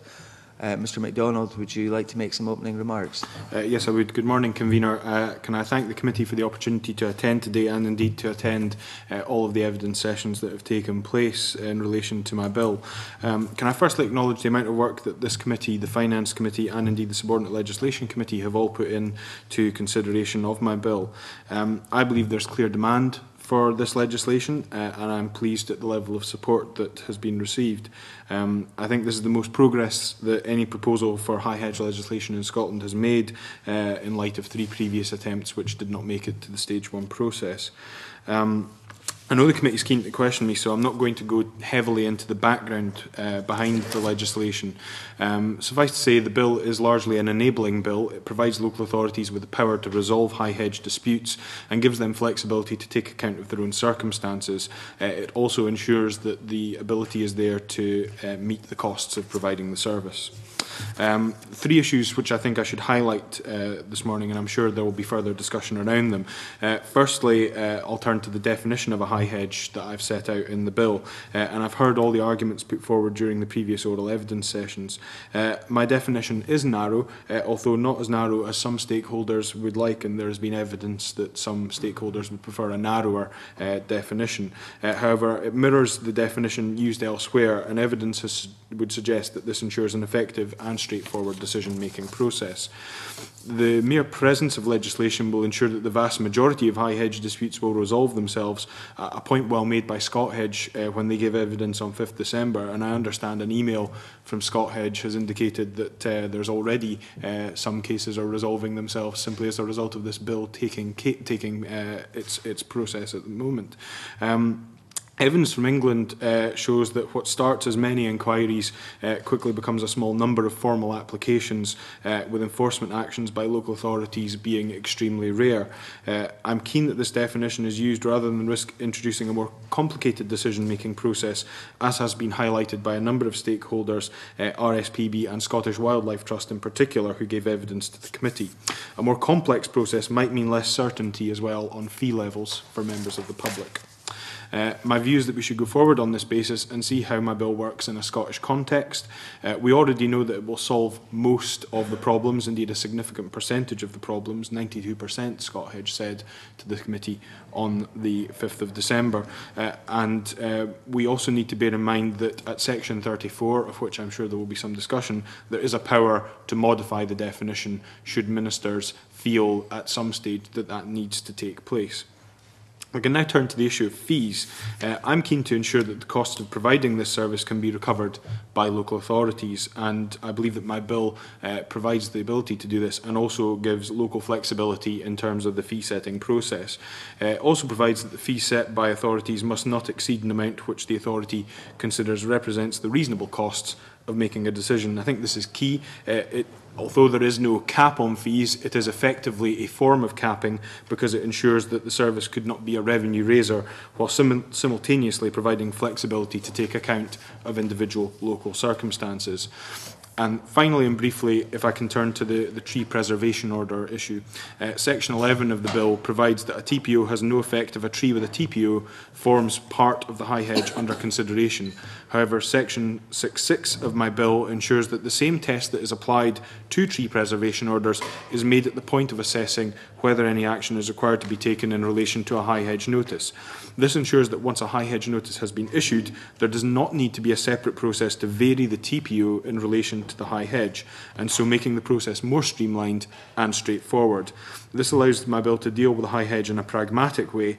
It ensures it is not frustrated by other legislation, while at the same time ensuring protections for valuable trees are kept in place. So to summarise, for the reasons I've outlined, I think my bill should go forward with the narrow definition that I've put forward. I believe the two officers giving evidence last week said there would be many more cases if the definition in the bill was widened, and other stakeholders pointed out that the decision-making process would have to become more complex. I think local authorities should have the flexibility to set fees to take account of their own circumstances. This is important to ensure that costs of making a decision are covered while not being seen to be a revenue-raising exercise. I also think my bill addresses the issue of valuable trees that might form part of a high hedge in a pragmatic way that reduces bureaucracy and ensures that a decision can still be made. And I'm happy to take questions from the committee. Thank you, Mr MacDonald. I've started by asking everyone about their views on the statutory definition of Section 1 of the bill, and you've gone over that in some depth. Obviously, there will be a number of folk out there who will be unhappy at that limited definition and would want to add to it. Could you give us your reasoning why you think that this, as you've set out, strikes that right balance that you've talked about? Indeed, I mean, I think, obviously we've got a bill here which Scotland is in many ways behind the rest of the UK in terms of bringing forward legislation, but I think that has had, if you will, a benefit in terms of we've been able to learn from the experiences elsewhere. And I think the experience elsewhere is that a definition along the lines of that which I've proposed is effective at allowing for quick and effective decision making. I think what you heard in the evidence from the Isle of Man was that the decision making process around deciduous trees can be extremely lengthy, can be extremely complex, and also there will be inevitable difficulties that will arise around potential challenges. Indeed, the Isle of Man case that was referred to by the Braddon Parish was a case which was challenged in terms of the decision that was taken. So I believe that this will allow for quick and effective decision making with the minimal amount of challenge taking place. There will undoubtedly be people who will appeal. That's the nature of it, and the option to appeal is open to them. But I think in terms of reduced complexity, ensuring for a quick and effective decision, I think it's the best definition to take forward. You talked about complexity there, and one of the things which struck me about the Isle of Man evidence is that they didn't seem to have any tree preservation order legislation as we have here. Do you think that in terms of if we were to expand the bill, that the fact that we have TPOs here would lessen some of the risks which the Isle of Man have faced in Braddon Parish, for example? I don't think that it would. I mean, the bill in and of itself deals with the arguments around the cultural significance, the historic significance of vegetation, and I think the evidence from the Isle of Man was that they take account of those things as well. They effectively have a tree preservation order process without calling it a tree preservation order. In terms of they do look at the significance of the tree in relation to perhaps historical or cultural significance. I don't think that that would necessarily mean that we would have a less complex decision-making process here in Scotland were we to include deciduous trees or single trees. It should be noted, of course, that deciduous trees can be included in this, provided they are part of a high hedge which is mainly formed of evergreen or semi-evergreen. So deciduous trees are not by definition completely off the agenda. It's just that we recognise the real problem in terms of barrier to light, in our view, is evergreen or semi-evergreen. Margaret Mitchell, please. Good morning, not Minister, Member. Given that the whole idea and objective behind the bill is that no one should be unreasonably deprived of light, and isn't there an overwhelming case that should also apply to single trees in that they can have the same effect? Well, I take the view that a single tree is not a hedge, and I understand the point that the member is making. I think, however, the point the Minister made earlier, which is a point which I would make as well, is that I think there's an issue here around how is what is the intention behind the vegetation. Often what we're dealing with here are long-standing neighbourhood disputes which are being escalated or continued through the use of a high hedge in order to block out a neighbour from a property. Now, in order to do that with a deciduous tree, it would take quite some considerable time in order for the tree to mature to such a stage where it would create that problem. So the issue around, you know, whether or not that would form part of the dispute in terms of it being deployed in the same way that perhaps a Leylandii hedge would be, I think is difficult. But my view is that there is a difficulty there around the issue of a constant barrier to light. The evidence, as we heard from the Isle of Man, was that it required all year round checking to see what the light issues were. I think that would add a layer of complexity to the process. It would certainly add a cost to the process, and given the evidence that you've been putting across around the fees, I think that might then lead to a much higher fee than the one that I've anticipated in the financial memorandum. Even you've covered the idea of someone deliberately planting a tree to obstruct light, to be vexatious to a neighbour or whatever, then would you be supportive of looking at I suppose it's the loser pays argument, the Northern Ireland legislation, which says if a notice is served and the complainant's case is upheld, either a proportion of the fee should be attributed to the owner or the whole fee? Well, I know your colleague Gavin Brown raised this with me at the Finance Committee, and I wasn't as well versed on the Northern Irish example as I perhaps ought to have been. I've since had a look at it. I would say that I'm interested in the committee's view on this. If I can give you my initial reaction to it is twofold. One is, firstly, I don't think we've got quite the body of evidence from Northern Ireland to tell us how that system is working in practice, in order to ensure that there are not maybe difficulties that are arising as a result of it. The second is that I have a practical concern around this, which is that at the moment, if I am in dispute with my neighbour about my neighbour's high hedge, and I make an application, I pay the fee, the local authority adjudicates, says to my neighbour, you must take remedial action. My neighbour complies with that notice and is then told by the local authority, well, thank you for complying with the notice, now you have to pay us the £300 or £400 that your neighbour paid. That, to me, isn't going to be very helpful in terms of the dispute resolution process, because it's likely to lead to a grievance. But secondly, if the neighbour refuses to pay that, the local authority is then in the position of having to pursue them for a few £100s, which may end up being disproportionately costly to them, depending on how much it costs them to recover that sum. Whereas if they were recovering the cost, if the neighbour didn't take the action and the local authority had to take the action, I think you would find that the cost that would be recovered there would be more cost effective for them to pursue that cost than it would be to pursue the initial fee. I think the cost is only applied once the notice is served. In other words, the complainant's case has been upheld. Absolutely. But the point the point then, Mr. MacDonald, that it would be quite a deterrent. Just now, as your bill stands, there is no deterrent on the part of the owner, or no incentive for him to do anything until the very last minute. Well, this may be a very powerful incentive to have an early resolution, and could result in huge cost saving for the local authorities in terms of the administration, as you say, and the costs which escalate as the process continues. Two things. Well, firstly, both the examples I cited to you are where the local authority finds in favour of the complainant. The difference is that in one example, the neighbour takes the action and pays for it themselves through getting maybe a contractor in to lop the hedge or whatever needs to be done. The second example is where they refuse to do so. Now, in one of those examples, the local authority will be pursuing probably several £1,000s worth of costs. In the other example, they're pursuing a few £100s.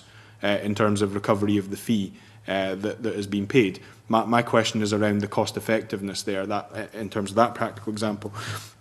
In terms of your point around deterrence, I think you've had fairly compelling evidence from Scott Hedge, but also there's fairly compelling evidence from south of the border that the mere presence of this legislation will resolve a large number of cases in and of themselves.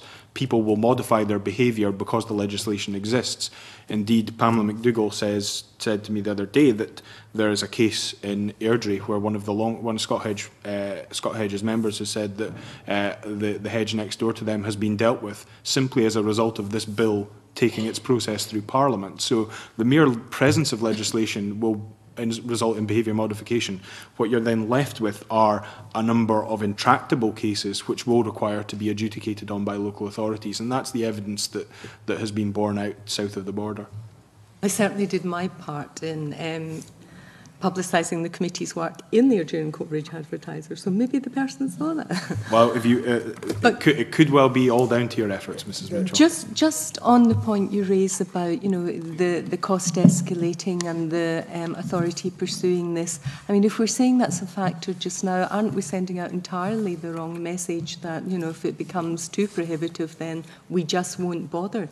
It really has to be very robust, this legislation. No, well, the point here is that it's for, you know, I don't want to sound like I'm passing the buck, but in many respects it is for local authorities to make their own decisions on, you know, it may be that a local authority will decide that if they're charging a fee of a few £100s, that rather than have that fee paid all in the one up front, it can be paid in a staged process as long as they recover that fee over the course of a financial year. That may be a decision that they will take. I'm not going to dictate to local authorities how they decide to pursue this, but what I would say is that having been a local councillor, if I was a local councillor and constituents were coming to me and saying, you know, I'm having trouble accessing this particular process at the local authority level, then I would be asking questions of how that could be made more accessible to people. So local councillors, I'm sure, will be ensuring that their constituents have access to the process and it's not cost prohibitive to them.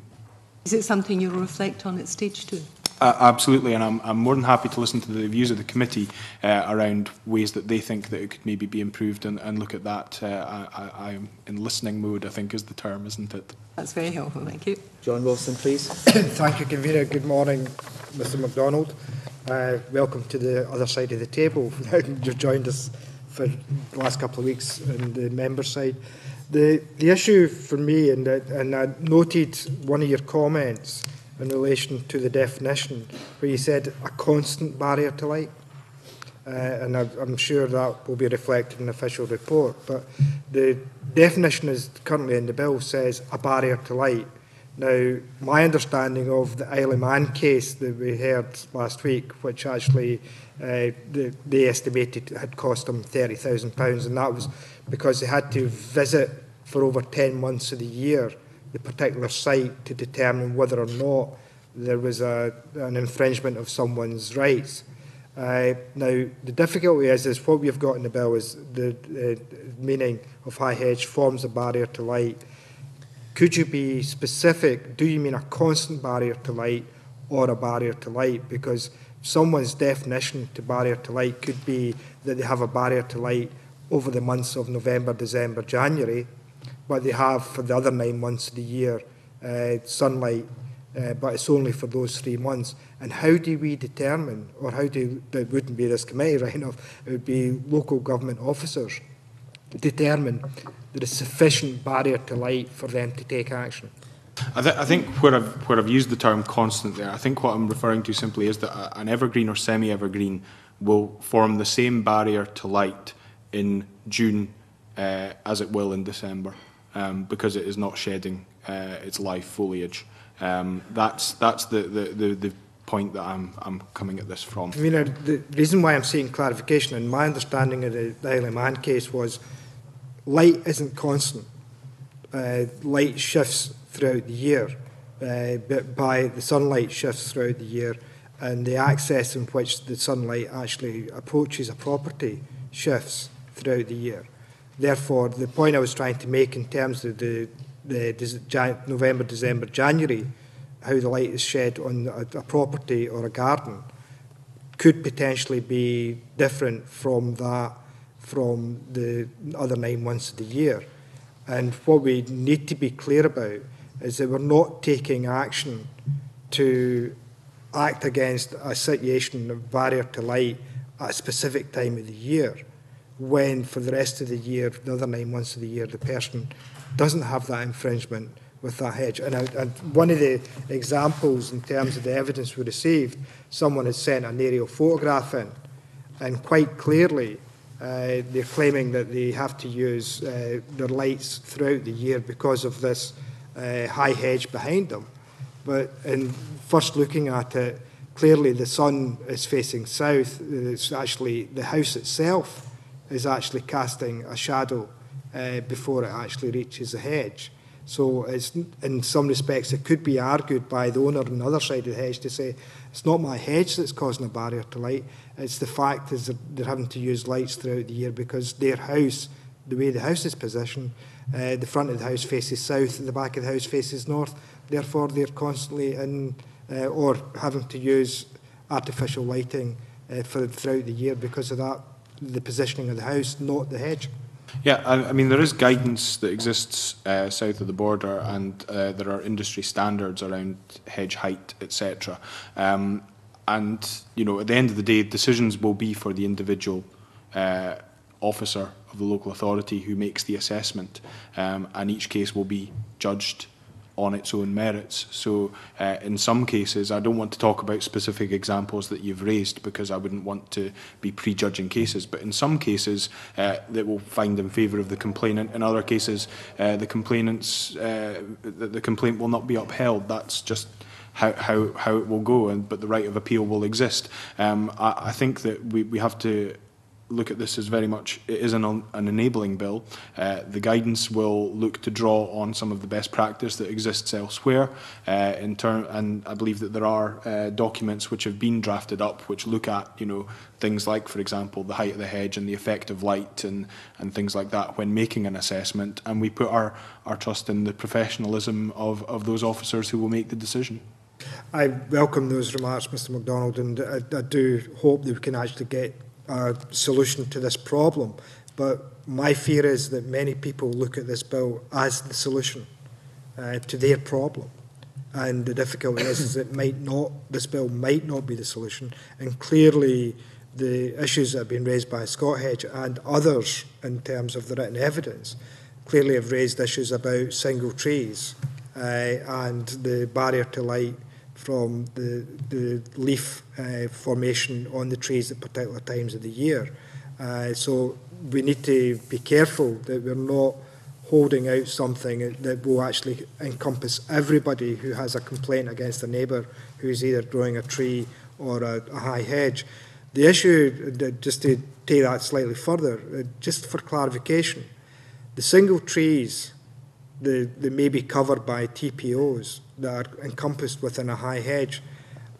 Do you envisage that your bill will actually mean that those single trees, if they are contained within a high hedge where action is being taken, will be affected by that action that could be cut down?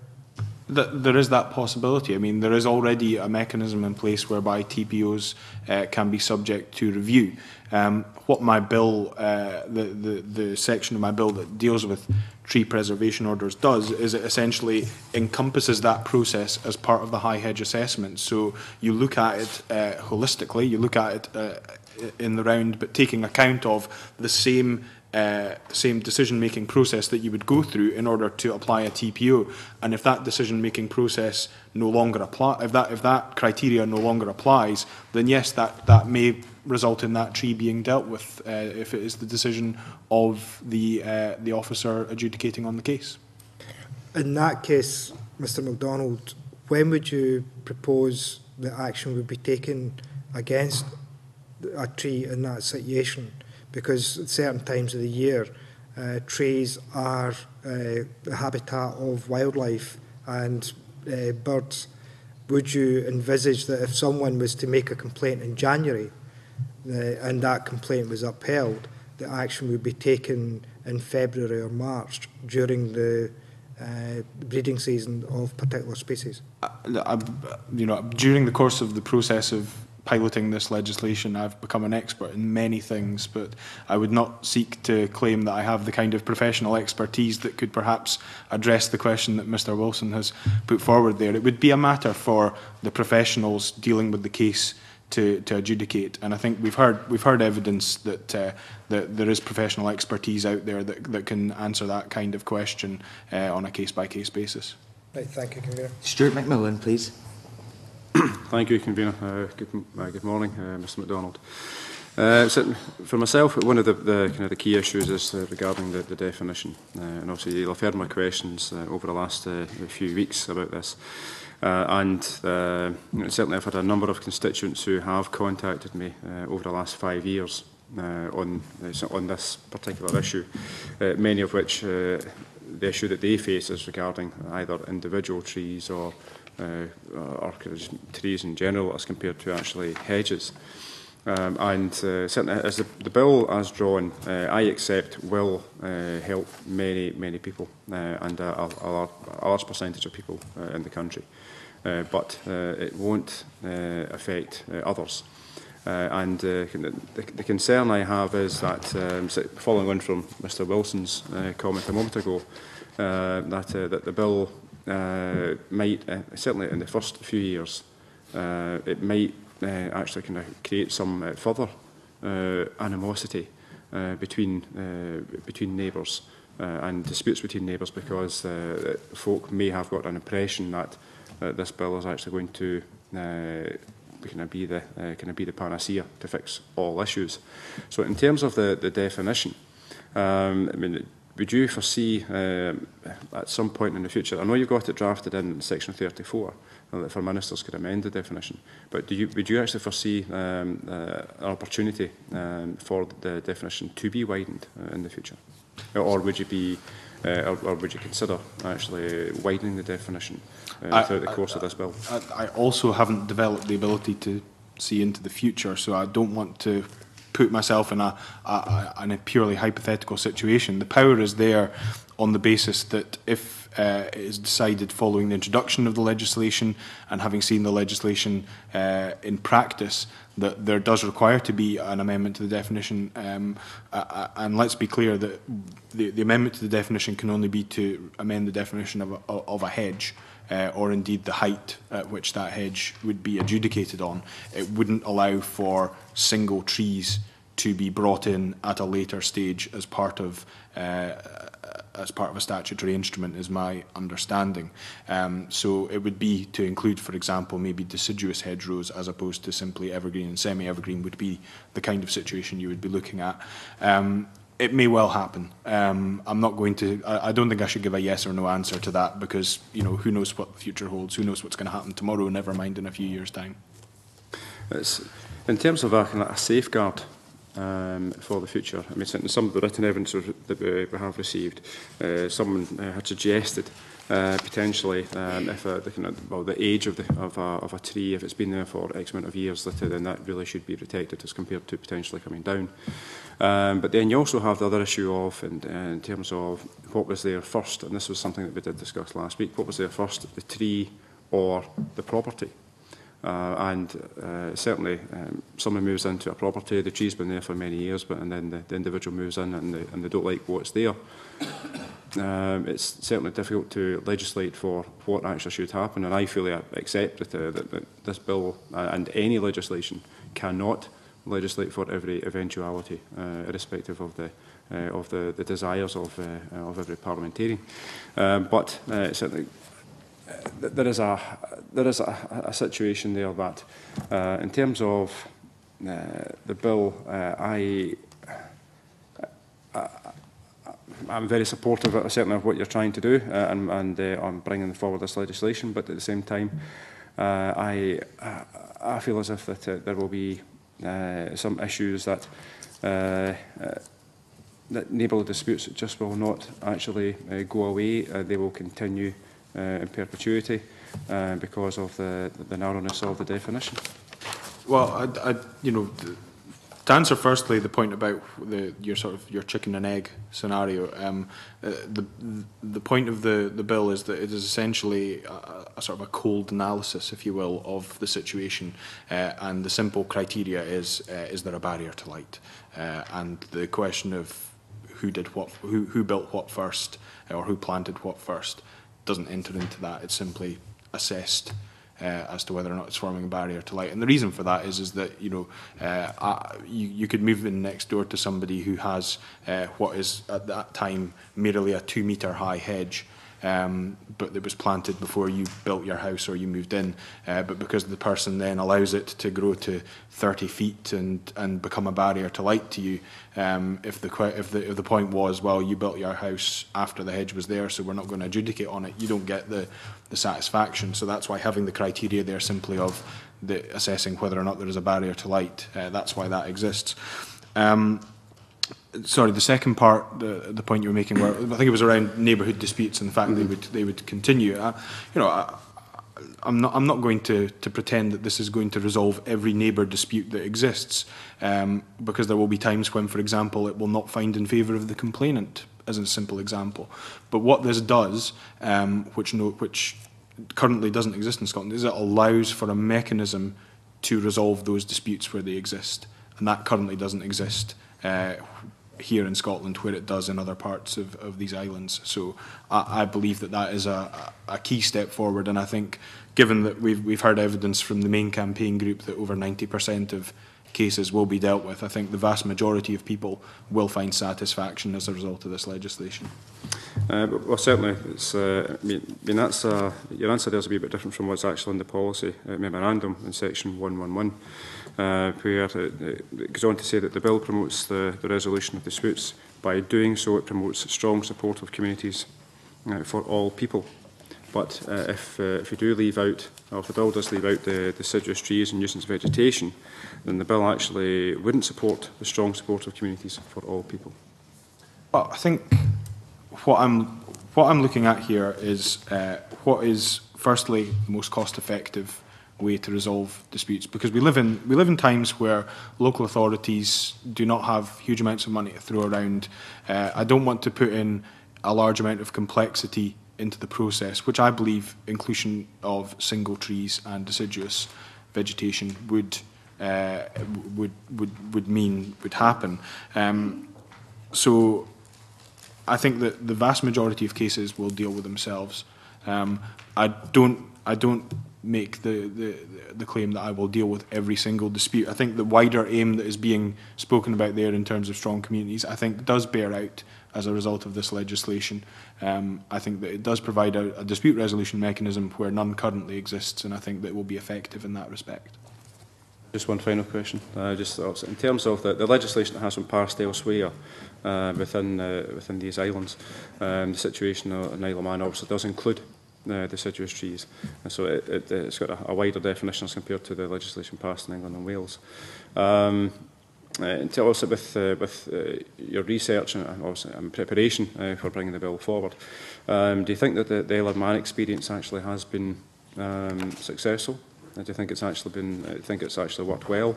Obviously, bearing in mind that the evidence that we heard last week from representatives from the Isle of Man.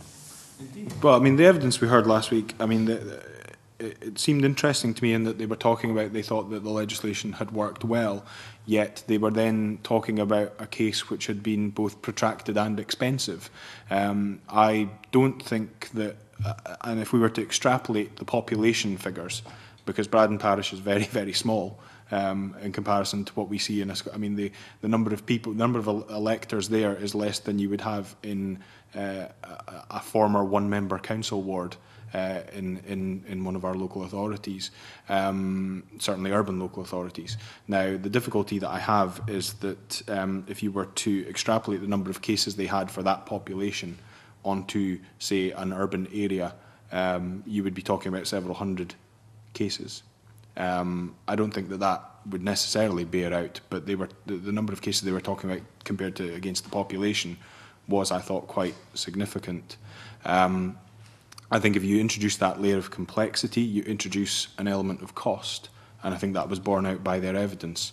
And the last thing I want to do is put a much more significant cost burden than would be envisaged under this legislation onto local authorities, which would then be transferred to individual applicants.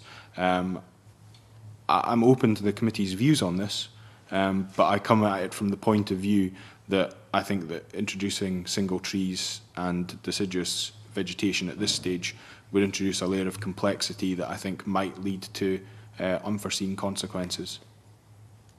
Okay, thank you. Good afternoon, Ms. McDonald. I'm glad to hear you saying your last comment there. You know, you've all taken board, hopefully, the committee's views. And again, it's about the definition. I think in an earlier response to a reply to Margaret Mitchell, where we talk about individual trees, you say that sometimes these are planted and, it takes a long, long time for these to grow. But, that problem already exists. And whilst we've been dealing with the issue where we think it's, this single tree is a barrier to light, we do have single trees that actually have other issues associated with them. The organic litter, the deep bulb root, the damage to property and so on. So I would hope that, if you are reconsidering, widening the definition, that may very well be one that I think you should consider seriously, just for these very reasons. It's not just always a barrier of light. Sure. And it's other issues. If I can say that during the process of putting this bill together and taking it forward, I met with a number of organisations, spoke to a number of different groups before putting the final composition of the bill together. And one of those groups was the Scottish Tree Officers, who you had representatives here from last week. And their unanimous view was that single trees should not be included as part of the legislation. I take on board the points you make around, for example, leaf litter and root damage. Firstly, there are civil means through which things like root damage can be addressed at the moment. And secondly, you already have the right to deal with any encroachment of branches onto your own property currently. People can take that step at present. So there are means by which these sorts of issues can be dealt with already, but in terms of the barrier to light issue, I think I've put my views on the record around the nuances and the complexities that might arise. Playing the devil's advocate in that one, they did say that there was a difficulty in getting onto some private property to deal with some tree issues. I don't know if that's a matter for this bill or whether that should be taken up elsewhere. But I think that during your discussions you've probably come across a number of anomalies. Do you think any of those anomalies could be resolved by the bill, or do you think that would be better done by other means? Well, I think that the bill does give rights around access to property in order to take remedial action where remedial action is required. I think the important point to put on the record, though, is that when one looks at the situations in England and Wales, well, specifically in England, after the legislation was introduced, we wrote to a number of local authorities, and this information is, I think, at page 15 of the financial memorandum, where it has a table showing the local authorities who responded, and then the number of occasions where the council has had to go in and take enforcement action of going in itself to the property, cutting back the hedge. Royal Borough of Windsor and Maidenhead, 0 examples. Ashford in Kent, 0 examples. Sandwell, West Midlands, 0 examples. Only in South Tyneside has there been 1 example from the local authorities who responded where they've had to go in and take enforcement action. So the evidence from south of the border is that in instances where a formal application is made and a notice is issued, that notice is then complied with on almost every case. So while I accept that there will be a need to ensure that safeguards are in place, I absolutely take on board the committee's point in that regard to ensure that where access to a property is required, it can be gained. And I'm happy to look at whether there are other ways in which that could be addressed rather than simply the measures that are on the face of the bill. It's worth bearing in mind that the number of times that this is likely to be required are very, very small.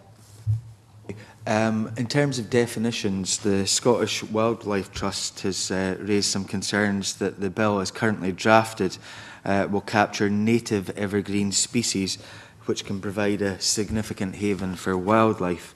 The Trust had suggested that the bill should refer specifically to non-native fast-growing conifers rather than using the term evergreen. How do you feel about that, Mr MacDonald? I understand absolutely the point that is being made. The difficulty I have is that I think that then creates a quite significant loophole in that anybody who wishes to basically pursue a neighbourhood dispute through the deployment of vegetation, if you will, can simply shift from a non-native species to a native species, and they'll no longer be captured by the legislation. I think you judge every individual case on its merits. Undoubtedly, there will be some requirement to look at biodiversity impacts of any action that would be taken. I don't see that being a problem if native species are included in the bill, and I think it prevents the creation of an unnecessary loophole. Okay. Anyone else want to come in? Convener, Mr. Wilson. Just on that last response in terms of biodiversity surveys being carried out before action is taken, this will increase the cost to the local authority, or is that cost borne by the local authority, or would that be the cost be borne by the complainant? Because biodiversity studies can be quite expensive. If you ask any developer how much it costs for a biodiversity survey to be carried out, they quote you thousands of pounds.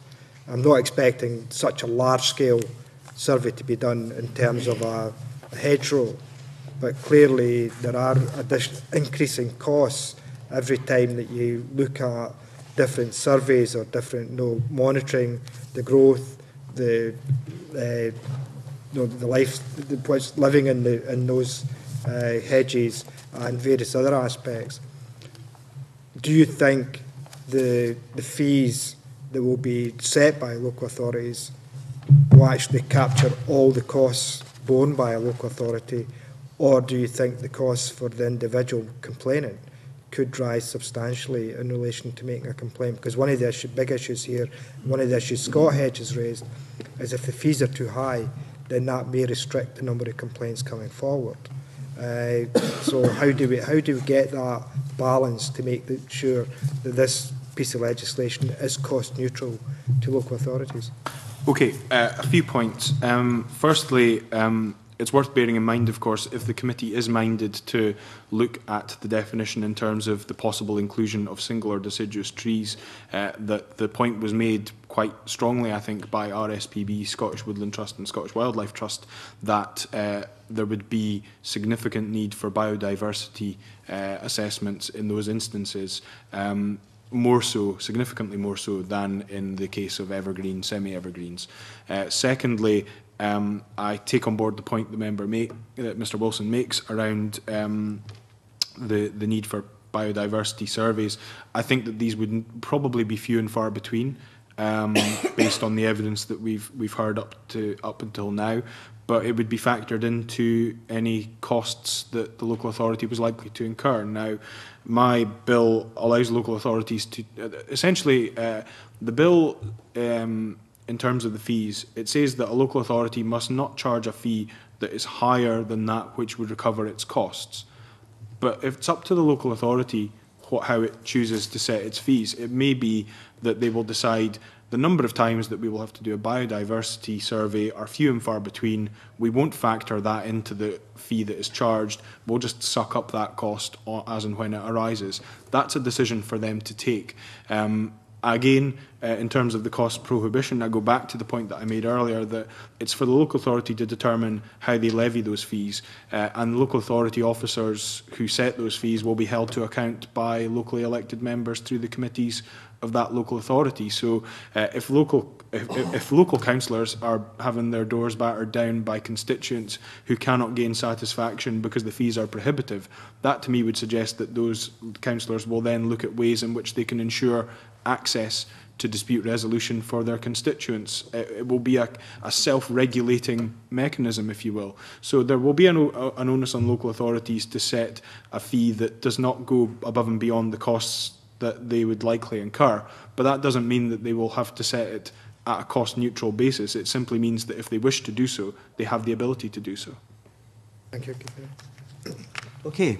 Thank you very much for your evidence today. Thank you. And as agreed, we will now move into private session. But before we do, can I take this opportunity to thank all of the witnesses who have given evidence on this issue and every other issue during the course of 2012. And can I wish everyone a Merry Christmas and a Happy New Year. Can I just say, Convener, I think I may have forgotten to add my thanks to the witnesses who'd given evidence as well, but I would want my thanks to them to be on the record as well. Thank you.